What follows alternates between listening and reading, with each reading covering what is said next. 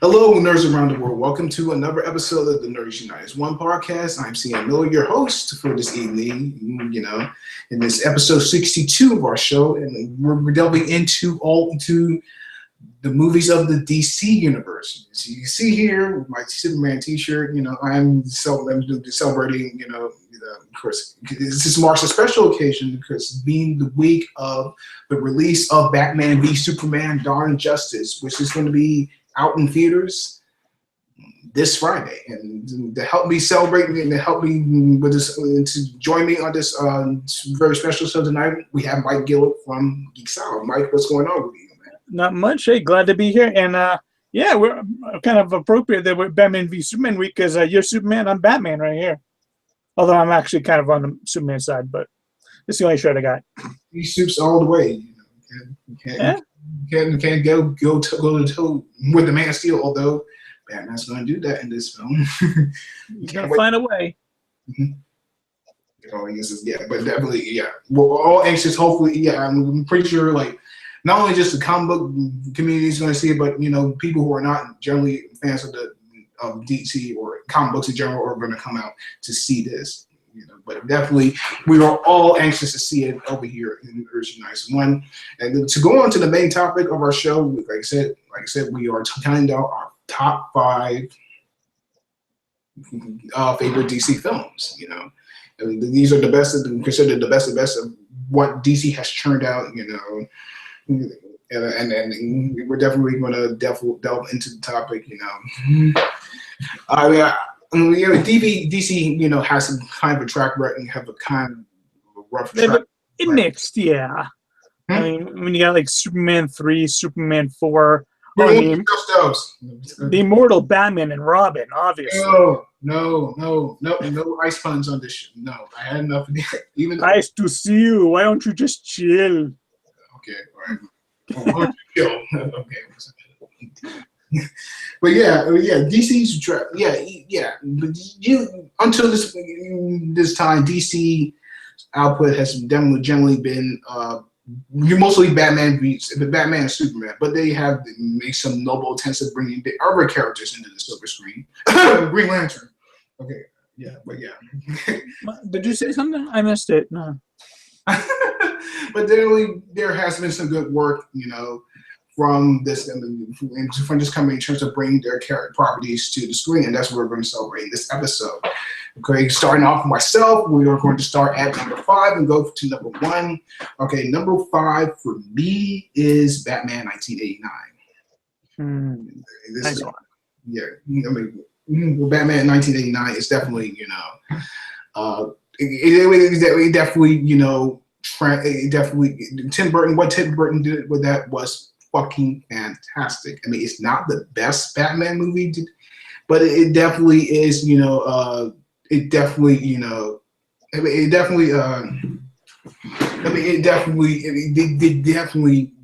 did more than in an above average attempt to translate the character into a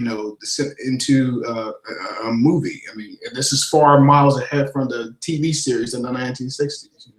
Of course, there are some people who like that show. I mean, I'm not gonna knock anything against them, but it wasn't my cup of tea. I liked it when I was a kid, but this ain't Adam West Batman. This is like a brooding gothic version of of this character. Even though it's not entirely faithful to the source material, it at least for me captures the character's spirit, in many aspects. Jack Nicholson, what can you say? He just is good. He's just appropriately. He brings out the madness and the sheer psychotic persona that we know from the Joker in the comic books. Michael Keaton is a decent Batman at best. I mean, he wasn't spectacular for me, but he was serviceable in it. Somehow I can't stand Kim raising your screams. It's like let's just stop. It's like come on. You don't have to scream every 5 minutes. Come on, And it has some great, it just seems sloppy at best. I mean, but it does have some great model work here and there. I mean, Burton's direction may have a few missteps here and there, but he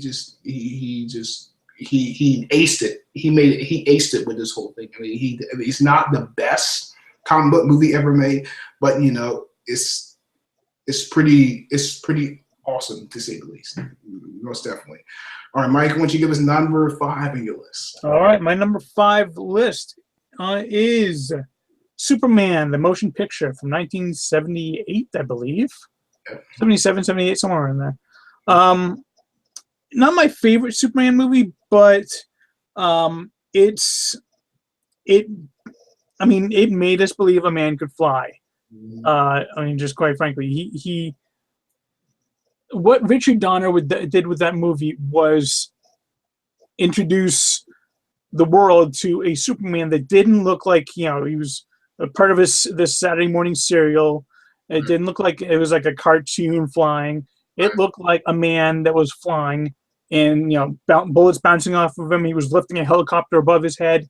This was the first time we'd actually seen an effective comic book movie, and I don't think without this movie, I don't think we'd be where we are today. I don't think we'd have like 6 superhero movies this year. Yeah. We wouldn't have the Marvel Cinematic Universe. We wouldn't have the DC Cinematic Universe. We wouldn't have Deadpool, which is just a universe I would hate to imagine. So, I mean, it was kind of a soap opera-y, kind of sappy at times, yeah.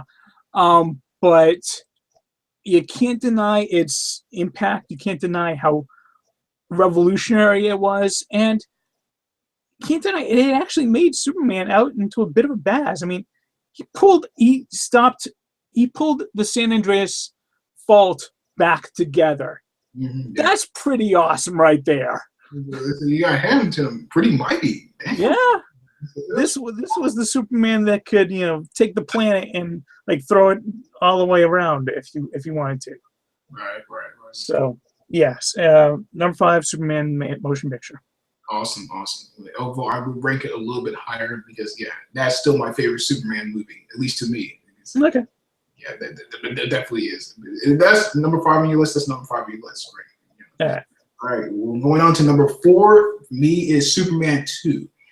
To me, I mean, yeah, it's pretty good. It's definitely things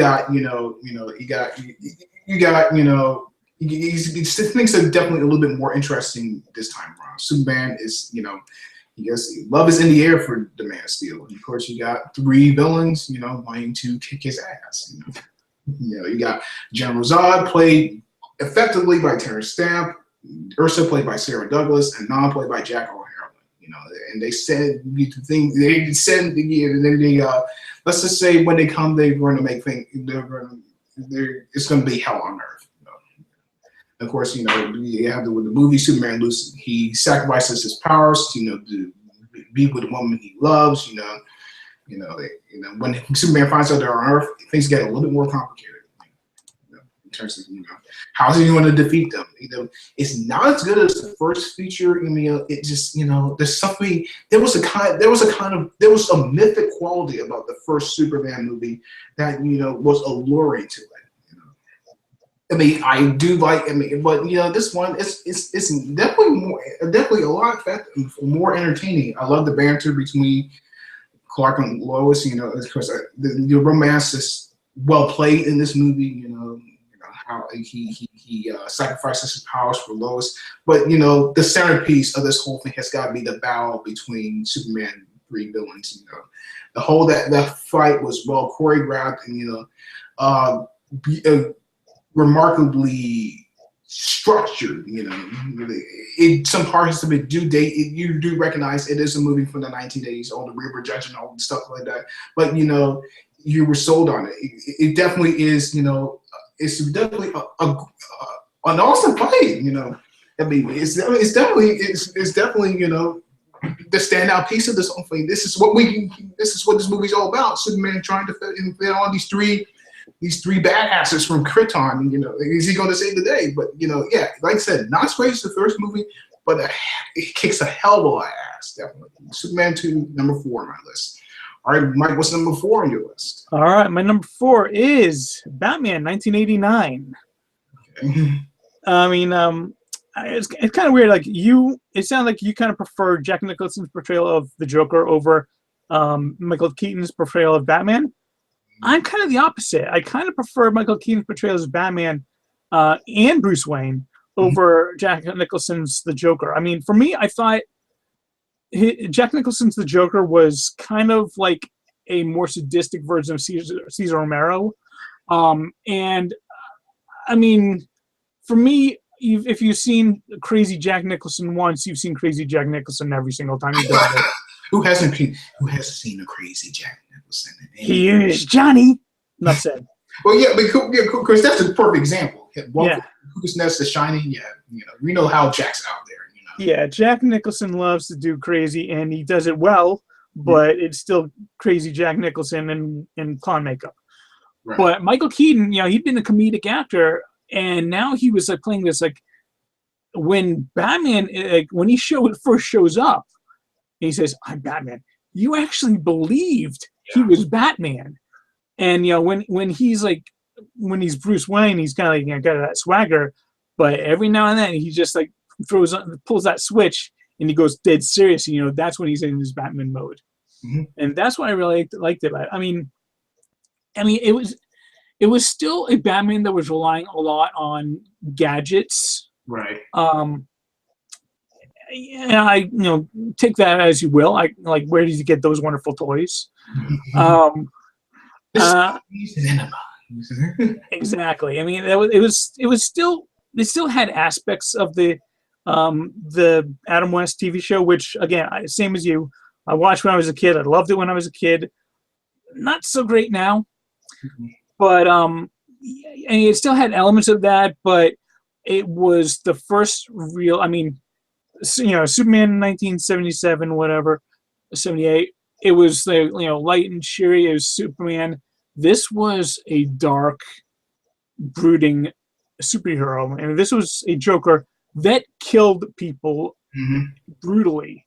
Yeah, well, the buzzer, Oh yeah, dude, just it was a skeletal corpse afterwards. Yeah, it's just that's kind of when we're looking at that now, it's just man, this movie doesn't pull any punches. That's kind of frightening, with the way he did it. It's and when those people died with the giant grins on their face, and you saw what a panic that put that city into.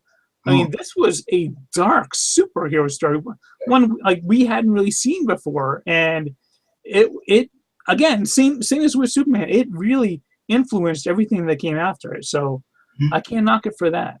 Yeah, I mean, yeah, you pretty much had to kind of poor imitators, after trying to make their dark brooding versions. I remember the Flash, the show of the 90s. Oh yeah.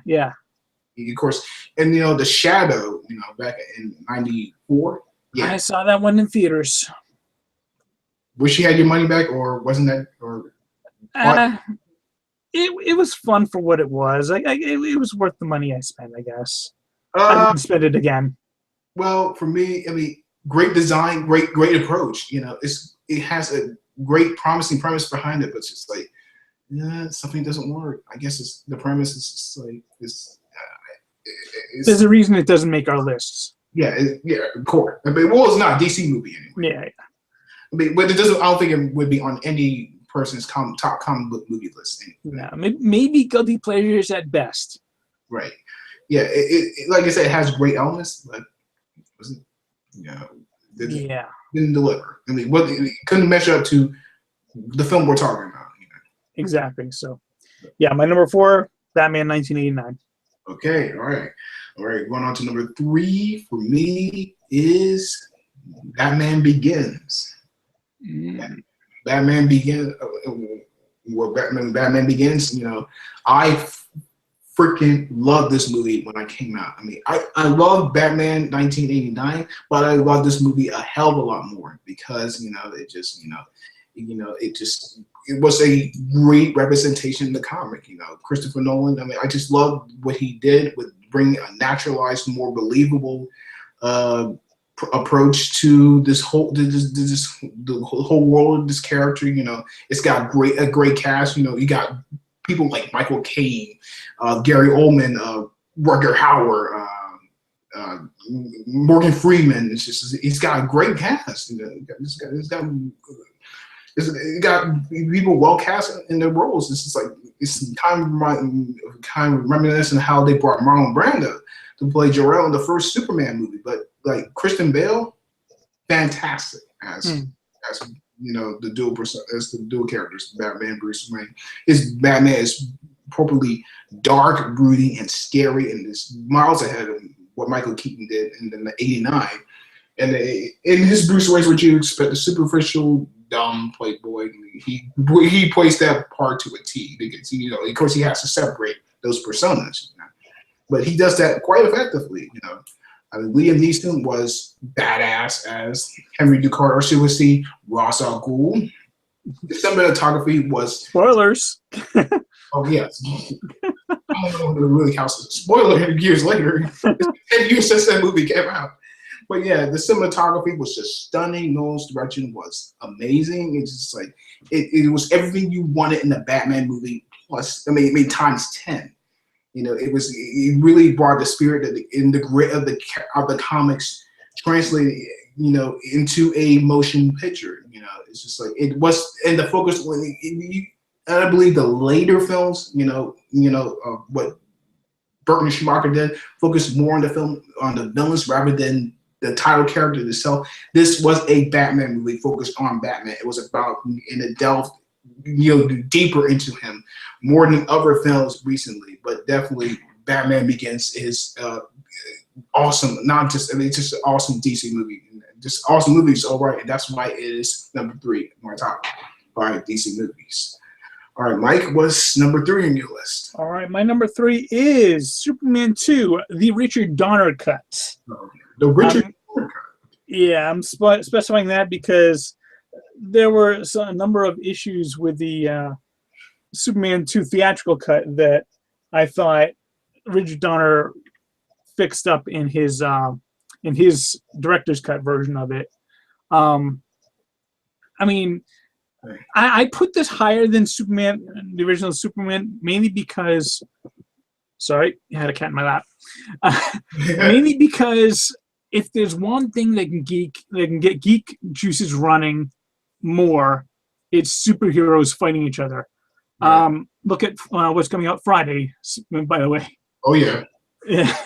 So yeah, I mean, the big centerpiece of the fight between Zod and his cronies and Superman, that is what we wanted to see. That is what we were waiting to see ever since they were locked in the Phantom Zone in the first movie. Mm-hmm.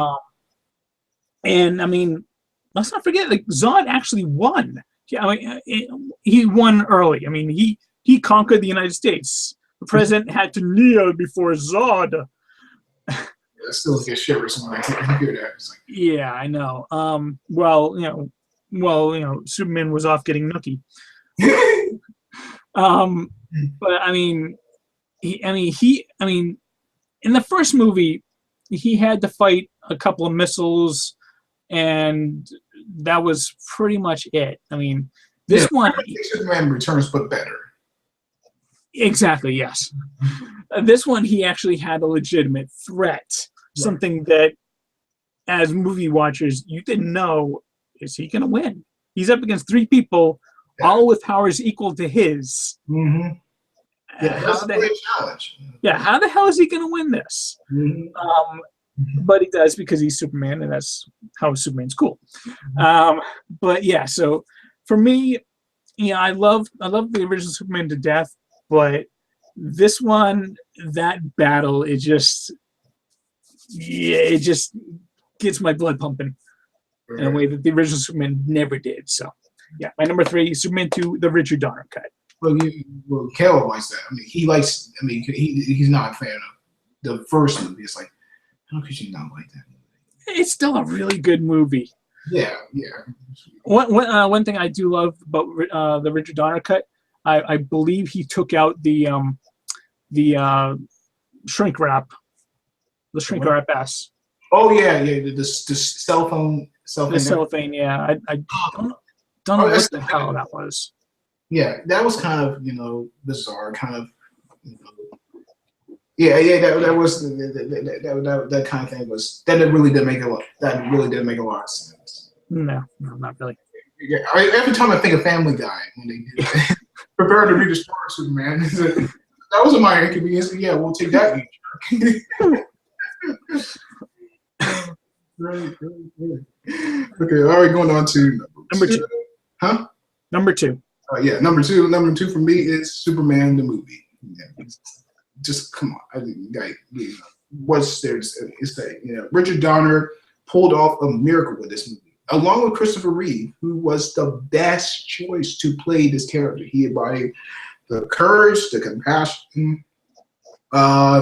He brought the nobility of Superman. He brought this character to life. Without his performance, I don't think the film would have been as good as it is. I mean, because it's just like, yeah, Henry Cavill was great and all, but Christopher Reeve to me is Superman. He will always be Superman because he really is the one who embodied the spirit of the character more strongly than any actor before or since. I mean, I'm sure others will surpass him, but my preference is going to be Christopher Reeve. I mean, of course, you got the great supporting cast. You got the great Marlon Brando as Jor-El. You got Gene Hackman as Lex Luthor. You got Margot Kidder as Lois Lane. Jackie Cooper as Perry White. You got veterans of stage and screen in this movie. And of course, you got one newcomer who blows everyone away with his great performance. Of course, you got the cinematography is just phenomenal in this movie, and I like how it's lit. It's like lit through a haze. It's just wonderful to look at. And the editing is just electrifying. Of course, that John Williams score. Every time you hear it, man, I lose it. It's just the perfect. It's just the perfect it's just the perfect musical accompaniment to this movie. When you hear the words Superman, you can't help but shriek in excitement when you hear that. Like I said, every other comic book movie from then on there, as you said, Mike, owes it to this movie. We wouldn't have Batman 1989. We wouldn't have X-Men, Spider-Man, the Avengers, and DC, Marvel Cinematic Universe. None of these films would have existed if Richard Donner had poured his heart and his soul into. So maybe his soul, but he poured everything into making this movie. As good as it should have been, and it was. He really, he really electrified the character, brought it back to life in a way that. It brought Superman that no one had ever seen, and without this movie, and like I said, comic book movies wouldn't have existed if it wasn't for this movie. It's definitely great entertainment, no doubt. All right, Mike, why don't you give us number 2 on your list? All right, my number 2 is probably gonna be a bit shocking. My number 2 is The Dark Knight.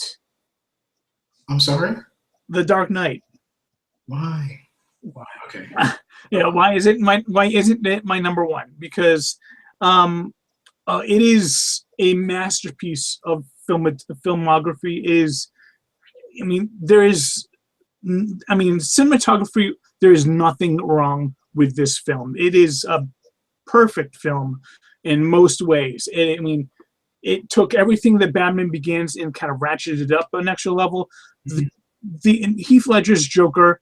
All respect to the performance that I'm sure Jared Leto is going to give us, but it's going to have to be really special to do anything close to what Heath Ledger gave us.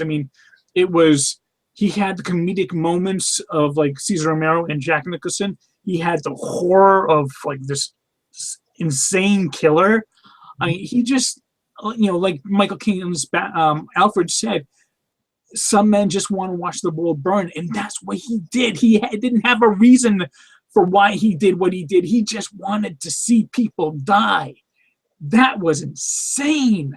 Mm-hmm. And you saw the levels that Batman had to go to in order to try and stop this guy. And his whole Joker, all he really wanted to do was to drag Batman down to his level. And he just barely failed at that, and it was marvelous. The only reason it's not my number 1 is because I think it goes a little too dark at times. This is not a movie I can watch every single day because I mean, I would just get depressed as all get out. yeah, I can actually kind of in sync with you on that. I mean, The Dark Knight, as great as it is, it doesn't. I mean, I don't know if it's despair or anything, but it's great for rewatching, but not on the level of say Superman the movie is. But something about it when you watch it, it's just. I don't know. It could be traumatic, because everything's so beaten down. It's kind of like Empire Strikes Back, where the heroes is just like are so battered and so weary of the events of what happened. Exactly, and it even ends on a down low where Batman has to go on the run because everyone thinks he killed I mean, some of the cop and several. Exactly, yeah. That was all done by Two-Face, and also I do think Two-Face was a bit underused. I think he's actually a really good villain, and the way they used him was great, but you could have gotten a lot more out of him. Yeah, and they chose just kill him off, and yeah. Yeah, they should have introduced his origin a little bit more early into the whole thing. Yeah. So yeah, I mean, I love this movie, but there are a couple of noticeable issues that, for me, keep it from hitting my number one. Okay, all right. I mean, I understand that movie, but it's a masterpiece. I know you say it's a masterpiece, but this is at the top of top. I'm still, come on, Mike. I know. I know what you're saying, but I'm wearing my Batman shirt too. He's frowning on the inside. Oh, okay, going on. Well, he's always frowning on the inside. Okay, yeah, we're going on to number one for me. Yeah, this is like the top DC film at the moment. We don't know if it's going to be one of the top. Our number one DC film is going to be that way for long. Have until Batman v Superman to see. But we're gonna, of course, this is the point of business, discussing our top DC movies. And I'm going to review my number one to you all. My number one favorite movie is The Dark Knight. Yes, it's dark. Of course, it is. But yeah, no doubt. It took on what Dark Knight. Excuse me, not Dark Knight. I mean, it took on what Batman Begins to do and expanded it times 10. It definitely is, it definitely does what a good sequel should do, can raise the stakes. And the stakes are raised high in this movie. All because of the clown person crime, the Joker, played by the late Heath Ledger, who gives a brilliant performance. This is a stroke. It's Oscar winning. Yeah, it is Oscar-winning performance. It is at the top of film acting. What he did, he brought so much dedication to the role to bring this, rather psychotic, twisted, manic character to life. I mean, he just steers through you and never lets go. It's just like he terrifies you. He terrified me. It's like just the utter sadism that emanates through him. It's just like you're just transfixed. He truly is. A reign of terror. Like you said, with Michael Caine's Alfred, some men just wants to watch the world burn. And he did that. And he's that unstoppable force. And Batman, he's that immovable object, and Batman's that unstoppable force. And their relationship in this movie, I mean, it's really one of the more interesting aspects of it. Batman and Joker, and how much they're polar opposites. And, it's kind of. I think delve into their relationship a lot more deeply than say in the '89 Batman. I mean, it's interesting is what Jared Leto brings to it, but yeah, Heath Ledger's going to be hard to top. That's like a masterclass. I think that's a masterclass in film acting. That's truly, great example of method acting, great method performance. Of course, the cinematography is excellent in this movie. The supporting players are excellent. The script is wonderful, and it's a really complex story. It delves deeply, and it's so rich with themes. And yeah, like I said, one of the things I like about it delves really deep into the psychology of the characters. It's not an easy film. To this day, if someone asks me if I want to see a magic trick, I just say no. Out the way. That was pretty shocking when I saw it. That was really shocking when I saw it. I almost jumped out of my seat for a minute. Man. But yeah, Dark Knight, A+. Definitely not. Great DC movie, great comic book movie, great movie all around. All right, Mike, what is number one? Number one is Batman Begins. I had a feeling it was going to be that. Because Batman Begins gave me everything I wanted from The Dark Knight, but without that dark, depressing tone. It kept that levity. I mean, the back and forth between Alfred and Bruce were great, but it still had that serious tone. And I will say, when I first saw this movie, I had my jaw open at the end because I had never seen an origin story that well done. Yeah. Point for point for point, it was perfectly done. Mm-hmm. I mean, the only one slight negative I have wasn't a big fan of what's her name? Katie Holmes. Yeah, I wasn't a big fan of her acting. I don't think anyone was a fan of her acting or the character as a result. The character was a lot better in the Dark Knight, at least into. Actress. No, not at all.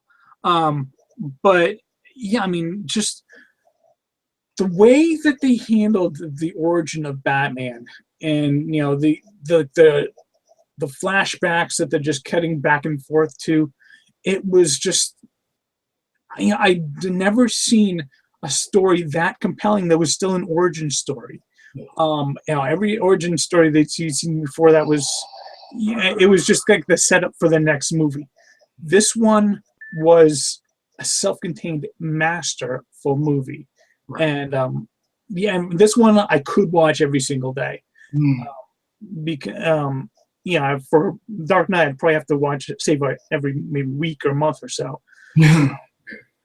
But yeah, this one, so that's why number one is my Batman Begins. Okay, definitely. Great.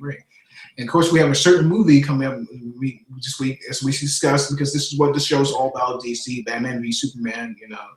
Wait, are you saying Batman v Superman is coming out? But yeah. But this is all Batman v Superman is coming out. Of course, pretty much I'm pretty sure people are stoked to see that. Yeah, Man of Steel was not, Man of Steel got a split reaction from just to put this in the public. People loved it. Some people hated it. Some people loved it. Some people hated it. It was my honorable mention. It almost made my number 5, but I ended up liking Superman, the original Superman, better. Right. The original. But yeah, Man of Steel was a really good attempt. At adapting this character to modern times. It just didn't. It just didn't click with people as one would expect, and of course, it didn't perform as well as one was expected. In order for the DC universe on film to be secure, this movie has to do bananas. It has to.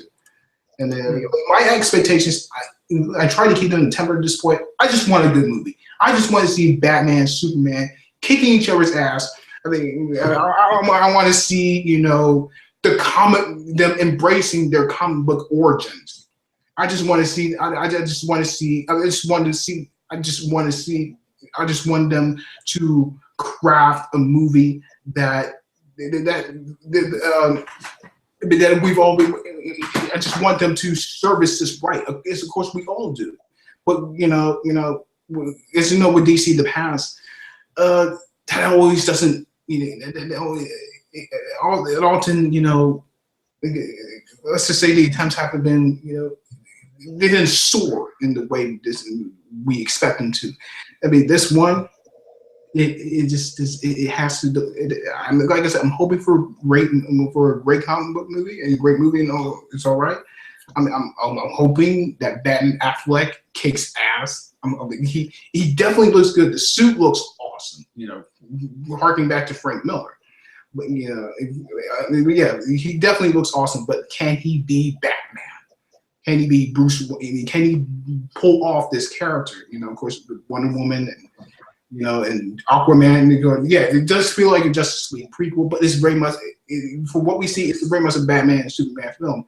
I'm just hoping it balances its elements in sync. And hoping. I don't know if it's a surprise, maybe not, but I'm hoping. It's the movie.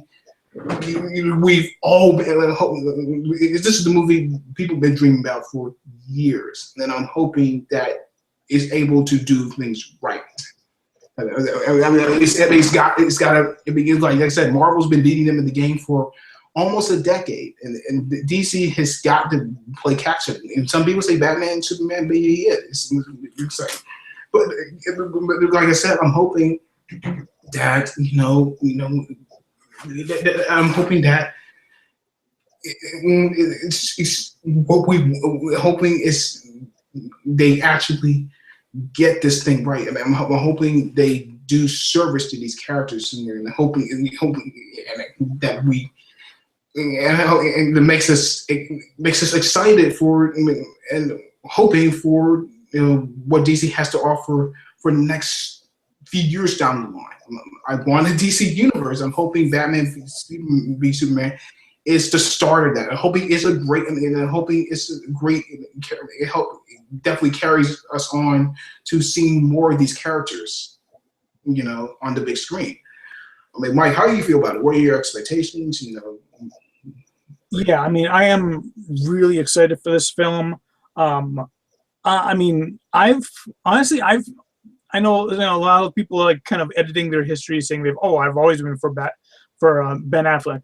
I actually have been always for Ben Affleck ever since they first announced him. Because at first I was like, Ben Affleck, everyone always goes back to he was in Daredevil, but see, I don't really hate Daredevil, and so that one didn't really catch me off guard. And then I was like, what? That was still 10 years ago.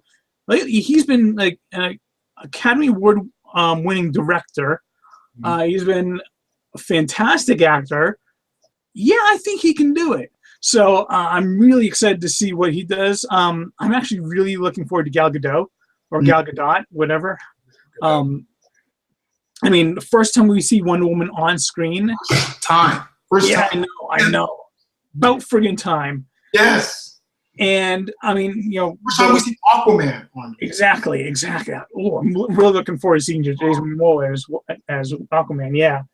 But the early just vague references I've heard, I haven't really been listening too much because I want to go on as pure as possible. But they've been saying that Gal Gadot is very effective and even welcome, very very well used in this one. So I'm really looking forward to that. My biggest hope for this movie is that it's 2 hours of Batman v Superman and half an hour of Dawn of Justice. Yeah. We're getting an entire Justice League movie in a year, 2 years, whatever down the road. So we don't need a whole lot of Dawn of Justice. We just need the start. That's all I need. I want to see more of Batman v Superman. Right. Definitely. Like I said, of course, most of the comic book community, of course, would echo those sentiments. Like I said, we waited for this. Like I said, we waited for this movie for a long time. It's just like I said, with Marvel, they've been doing this for almost a decade. DC, you got to win your fans over. You've got to make this worth the effort. You've got your two biggest grossing characters of all time, most worldwide, not well-known comic book characters of all time. Use them. Yes, and of course, people want to see the other characters in your. Yeah, Wonder Woman. We want to see more of her. We want to see a decent Green Lantern, for crying out loud. I think we're not getting him for until at least Justice League Part 1. Yeah. Maybe not even until Justice League Part 2. But despite all the crap we give this guy, we want to see Aquaman, though. Yeah, we want to see these characters brought to life. You know? I want to see an Aquaman that makes us not think about the robot chicken Aquaman. I think I was going to see. I don't know. I may have to restrain myself in terms of doing Aquaman jokes, but yeah, it's hard. I know. Yeah, getting something. Jason Momoa looks kick ass. I mean, he looks awesome in it. Just let him honor the, just bring us a portrayal of the character that fans feel proud of. I actually saw Jason Momoa in person. I walked within like maybe 10 feet of him. He was at like this convention in this comic book convention in Boston, and he was just walking around the sales floor, and I walked past him and was like, whoa, that's a big dude. So yeah, I can't wait. Yeah, he looks like he can do it. He looks like he can, kick it, knock it out of the park. Like I said, our hopes for DC for what we're going to be, what's going to drop this Friday. I mean, it's definitely definitely hopes that this is finally the movie. We get to see. I mean, we hope we were going to get for all time. Yeah. I mean, but yeah, it's just like. I mean, I'm going to see it this Thursday. I'm definitely going to see it this Thursday, 7 o'clock. Around 7. I'm definitely not missing this. Like I said, hoping, fingers crossed. Hoping that this movie is going to be the shit. Hopefully, it's going to be awesome. Hopefully, it's going to kick ass. Definitely. Yes. All right, folks, that will do it for our show. It was definitely a lot of fun talking things at all DC this week. And also this week on the show, And like I said, it's like we're excited for the coming movie, Batman v Superman this week. And like I said, it's definitely a lot of fun. Definitely talking about our favorite DC films. And like the person who was kind enough to join me on this, Mike. Great having you as always. Great. Always great to be here. Always great chatting with you, Chris, about my favorite things in the world: Superman, superhero movies. Well, one of my favorite things, anyway. Yeah, I'm definitely anxious. It's great talking about these things, especially. But yeah, like I said, the upcoming movie, can't wait. Can't wait to check that out. And thank you so much for it. Definitely can't wait to check that out. And I think, and then stay tuned next week for our show. We'll be becoming our top 10 DC moments from DC movies. Definitely check that out. Of course, Flash and Arrow are also back this week, and so is I think tomorrow's back this week. I'm not sure. I think so. Yeah. So DC TV's back this week, and of course we're probably going to do our recap show. Make sure you check out for that. We usually do it this Friday. Like I said, next week our show is going to be top 10 moments for DC movies. Make sure to check that out next week, folks. Okay, this is CM Miller. Thank you so much for joining us on the show. Until next time.